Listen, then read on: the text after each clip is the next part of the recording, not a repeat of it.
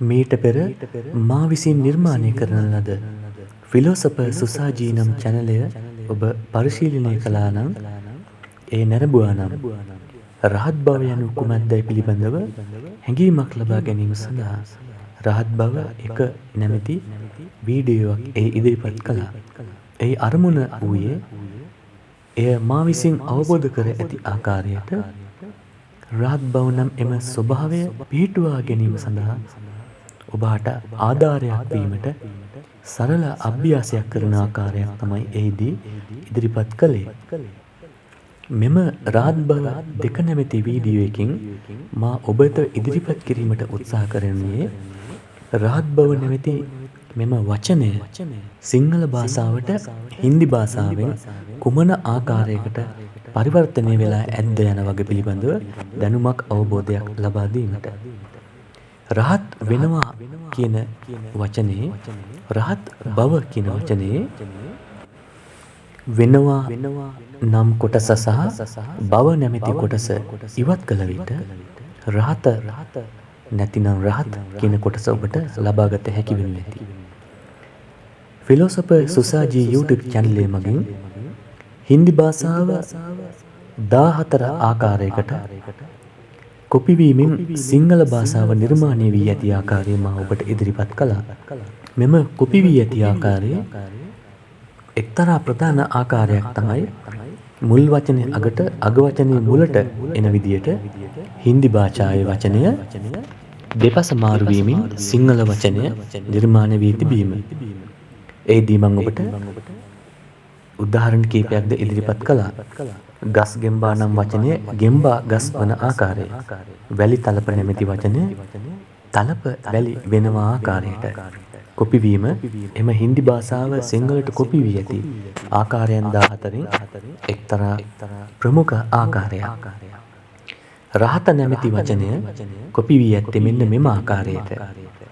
මෙහි නියම වචනය හත රහේ ලෙස ලබාගත හැකි. හත කියන වචනේ සැබෑ අර්ථය සනසනවා සැනසෙනවා නම් වචනයයි. සනසනවා සැනසෙනවා නම් තේරුම. හතා කරහේ කියන වචනේ අදටත් හින්දි භාෂාවේ දක්නට ලැබෙන්න පුළුවන්. මේ වචනෙන් අදහස් කරන්නේ සනසනවා කියන එක. සනසනවා කියන එක කරනවා කියන එක. ආප්කා සින්දගී හතා කර සත්තාය කියලා කියන්නේ ඔයාගේ ජීවිතය සනසන්න පුළුවන් කියන එක. රහේ කියන වචනෙන් යාත්‍රාව එන බැවින් සැනසීමේ යාත්‍රාව ලෙස ලබාගත හැකි.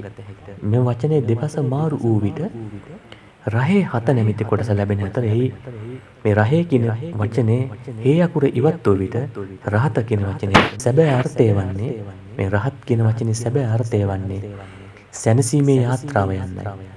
ඒ යාත්‍රාව ඉවත් කළ විට සැනසීම නම් කොටස ලැබෙනවා. ඒ අනුව මින් අදහස් කරනුයේ කුමක්ද? රාග, ලෝභ, දේශ, මෝහය කියන තත්වයන් හතර නැවත නූපදින තත්ත්වයට කෙනෙකු පත් කළ විට ඔහුට එයින් උපදින්නා වූ සැනසීමක් වෙත්නම් ඒ රහත් බව නැමැති තත්වය පිහිටුවාගත් අයෙකු සතු එක්තරා ස්වභාවයක් වේ. එනම් රාග, ලෝභ, දේශ, මෝහය නැවත නූපදින තත්ත්වයට යමක් පත් කළහොත් එවන් අයෙකුට ඇති සැනසීම රහත නැමැති වචනෙන් අදහස් කරනවා. සැබවින්ම එයට වෙනවා නම් කොටස එකතු කළ රහත් වෙනවා නම් කොටස නිර්මාණය කළාට රහත් වෙනවා ලෙස අපිට ඉච්ඡානුගව කළ හැකි ක්‍රියාවක් එහි ඇත්තේ නැහැ. රහත් කරනවා විදිහට භාවිතා කරන්න එය බෑ. මොකද බලෙන්ම කරනවා බලෙන්ම කරගන්න පුළුවන් දෙයක් එහි නැහැ. අපට සිදු කළ හැකි චින්තන අභ්‍යාසයක නිරත වීම පමණයි.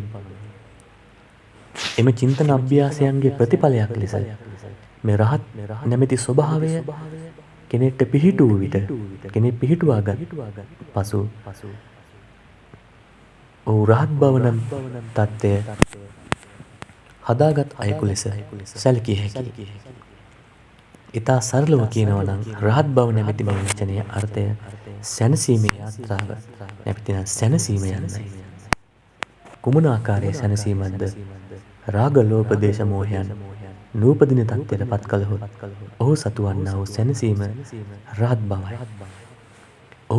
ඔහු සතුවන්නා වූ සැනසීම මේ වචනයෙන් අදහස් කරනවා.